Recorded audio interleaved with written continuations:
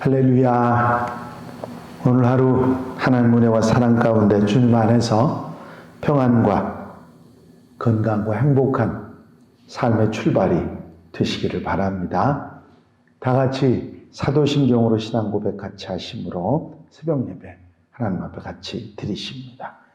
전능하사 천지를 만드신 하나님 아버지를 내가 믿사오며 그 외아들 우리 주 예수 그리스도를 믿사오니 이는 성령으로 잉태하사 동정녀 마리아에게 나시고 본디오 빌라도에게 고난을 받으사 십자가 못 박혀 죽으시고 장사한 지 사흘 만에 죽은 자 가운데서 다시 살아나시며 하늘에 오르사 전능하신 하나님 우편에 앉아 계시다가 저리로서 사한 자와 죽은 자를 심판하러 오시리라. 성령을 믿사오며 거룩한 공회와 성도가 서로 교통하는 것과 죄를 사하여 주시는 것과 몸이 다시 사는 것과 영원히 사는 것을 믿사옵나이다.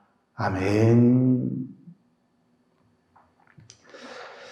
할렐루야. 오늘 함께 나누실 하나님의 말씀은 요한계시록 4장 4절 말씀입니다.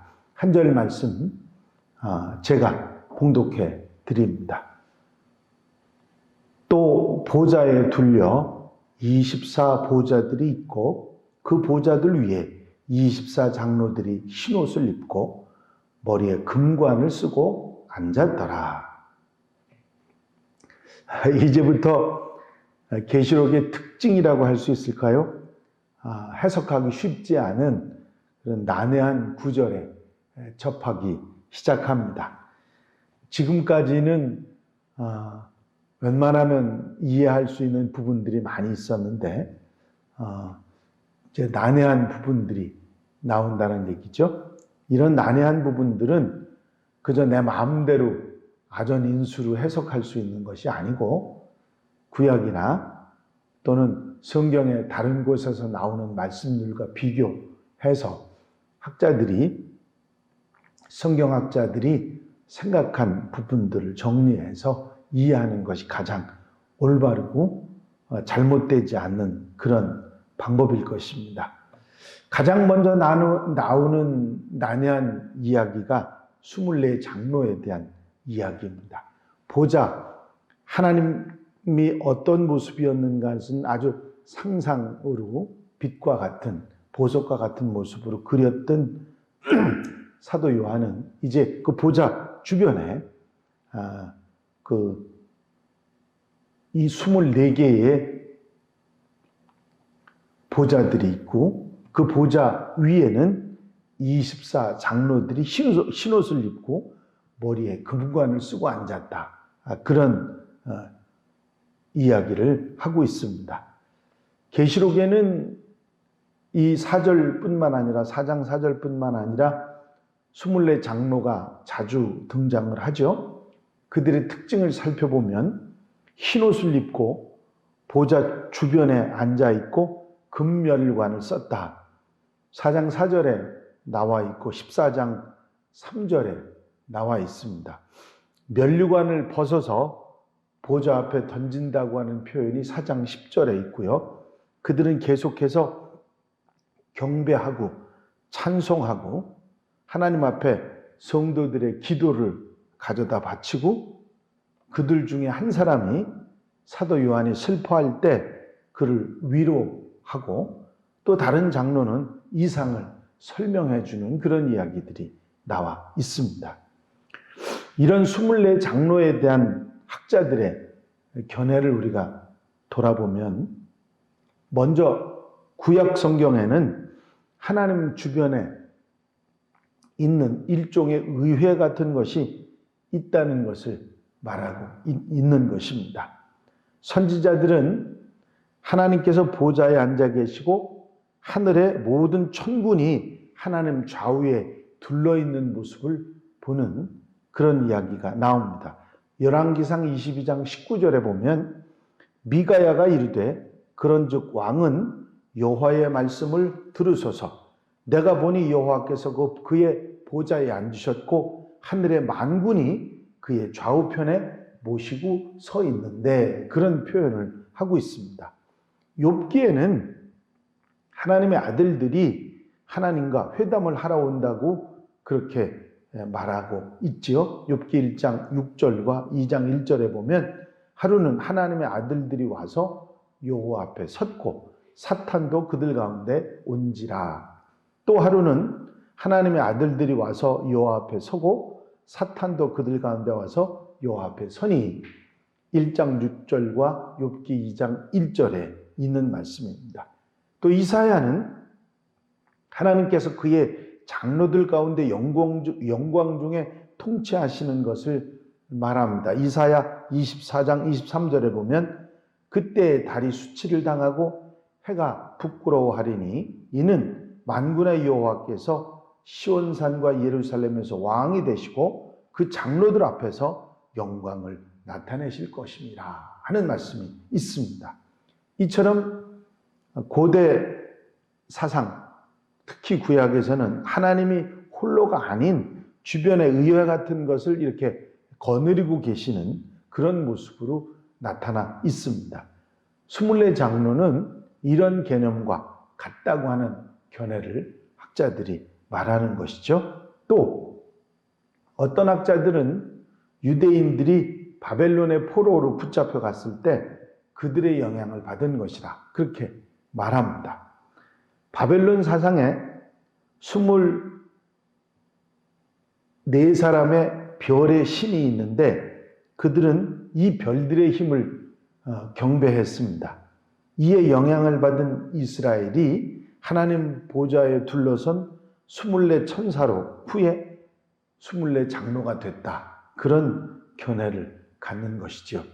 또 다른 성경학자들은 이스라엘에는 제사장이 많아서 24 반차로 나누어서 직책을 수행하도록 했는데 24 장로는 제사장 반차의 대표를 말하는 것이라 그렇게 해석하는 학자들도 있습니다. 이스라엘 역사 속에서 제사장은 세습으로 이어집니다. 자손이 점점 많아지자 제사장의 숫자가 많이 늘어나잖아요. 그러니까 이 반차로 나누어 가지고 제사를 감당하도록 그렇게 했습니다. 24 반으로 나누었다는 것이죠. 이와 함께 섬기는 자들의 장을 그 한 반에 반장이죠. 그러니까 그를 누구라 표현하냐면 장로라 그렇게 표현을 했었습니다. 이들은 충성된 자들의 기도를 하나님께 바치는 자들입니다. 이런 지상 예배의 모습이 하늘의 이상적인 예배로 온전한 경배의 모습으로 그렇게 생각을 했던 것이죠. 또 어떤 성경학자들은 24 장로는 이스라엘이 12지파가 있지 않습니까? 12족장하고 또 12제자, 사도들이죠. 그것을 합한 것이 24 장로라 그렇게 하는 견해도 있습니다. 거룩한 도성인 새 예루살렘에는 12족장의 이름이 12대문에 쓰여져 있고 야곱의 12아들을 얘기하는 것이죠. 12사도의 이름은 성벽의 기초석에 쓰여져 있습니다. 12족장과 12사도는 교회의 기초가 되기 때문에 장로는 그것을 말하는 것이다. 24 장로는 그것을 말하는 것이다 하는 학자들이 있는 것입니다. 그 중에서도 많은 학자들이 신뢰를 가지고 신빙성 있게 받아들이는 것은 24 장로는 하나님의 충성스러운 백성들, 하나님의 백성들을 대표하는 것으로 이해한다는 것이죠. 그들은 그 흰옷을 입고 있는데 그것은 충성된 자들에게 약속된 것이고 면류관은 죽도록 충성하는 자들에게 약속된 것이 면류관입니다. 그 보좌는 모든 것을 버리고 그리스도를 따른 사람들에게 약속된 것이 보좌이기 때문에 이 장로들에 대한 기록은 충성된 자들에게 대한 약속들과 딱 들어맞습니다. 그런데 문제는 이 충성된 자들이라고 그들의 대표라고 하는 데는 이의가 없을지 모르지만 왜 24인가 하는 거죠. 왜 24 장로인가? 그것은 12족장과 12사도라고 하는 설명을 받아들여야 되지 않을까 학자들은 생각합니다. 24이 된 원인은 유대인과 이방인으로 구성된 모든 사람을 말하는 것이다. 그렇게 설명할 수 있기 때문이죠. 이것은 현존하는 것이 아니라 미래에 나타날 그런 이상이기 때문에 장로는 훗날 하나님의 엄유하시고 존귀하신 그 하나님의 존전에 영광 중에 찬송하고 경배할 교회의 대표자들을 말하는데 이방인과 유대인들의 대표자들을 뜻하는 것이라고 우리가 생각할 수 있는 것입니다. 아름다운 하늘에서의 예배의 장면을 보여준 4장의 말씀 가운데 24 장로의 이야기는 충성된 삶을 살아간 하나님의 백성들의 대표라는 것을 알고 우리도 하나님 보좌 주변에 앉은 24 장로처럼 충성된 삶을 살아가서 주님 보좌 주변에 서는 흰옷 입은 성도들이 되어야 할 것입니다. 로마에 가면 베세메세우스 화산 폭발을 소재로 한 그림이 있습니다. 그런데 그 그림의 제목이 충성이에요. 그림을 자세히 보면 모든 사람들이 혼비백산을 해서 화산재가 분출이 되고 용암이 분출이 되는데 막 이리저리 도망을 가는데 문지기 병사, 한켠에 있는 문지기 병사는 창을 들고 그 위치에 가만히 서 있는 그런 모습입니다. 작가는 혼비백산에서, 화산 때문에 혼비백산에서 흩어지는 사람들에게 포커스를 둔 것 같지만 실은 그렇게 막 뛰어서 움직이는 사람들과는 아주 대조적으로 딱 자기 위치에 가만히 서 있는 문지기 병사를 강조하고 있는 것입니다. 성공의 결정적인 조건은 충성입니다. 세상에 많은 사람들이 재주가 있거나 학식이 있거나 잘난 사람보다 충성된 사람들을 찾고 있는 것과 같습니다. 충성 없이는 국가도 회사도 교회도 물론 어떤 단체들도 발전할 수가 없는 것입니다. 조직이 발전하고 나아지고 있다는 것은 누군가 헌신된 충성이 있다는 것을 말해주는 것이죠. 하나님께서도 충성스러운 사람을 찾고 계시고 사람들도 충성스러운 사람을 찾고 있는 것입니다. 충성스러운 일꾼이 하나님의 축복을 받는 것입니다. 충성으로 섬기고 열심히 최선을 다해서 하나님 보좌 주편에서 금면류관을 쓰고 흰옷을 입고 경배하는 24 장로처럼 칭찬받고 인정받는 하나님의 사람들이 되어야 될 것입니다. 이 24 장로는 충성스러운 하나님의 백성들의 대표를 말하는 것이라고 하면 우리가 어떻게 살아야 하는가 하는 것을 다시 한번 생각하게 하는 그런 말씀이기도 합니다. 오늘 하루 여러분들이 살아가시면서도 여러분들이 있는 곳 어디에서든지 하나님의 충성스러운 일꾼으로 아름답게 살아 흰옷을 입고 장차 하나님 앞에 면류관을 받아 쓰는 충성스러운 하나님의 일꾼들, 하나님의 사람들이 다 되시기를 주의 이름으로 축원합니다. 기도드리십니다. 사랑과 은혜가 영시 많으신 아버지 하나님, 하나님 보좌 좌우편에 있었던 24 장로의 보좌와 그 흰옷을 입고 영광스러운 면류관을 쓰고 있었던 그 모습을 이제 사도 요한이 보고 그것을 우리에게 전하고 있는 것을 우리가 듣습니다. 충성스러운 일꾼들, 정말 하나님 앞에 변함없이 진실하게 충성했던 그들의 모습을 보면서 장차 하나님 나라의 그 귀한 예배의 아름다운 삶의 모습을 우리가 그리면서 우리도 그런 충성스러운 하나님의 백성들, 일꾼들이 된 그런 결심과 각오를 가지고 살아갈 수 있도록 이끌어 주시옵소서.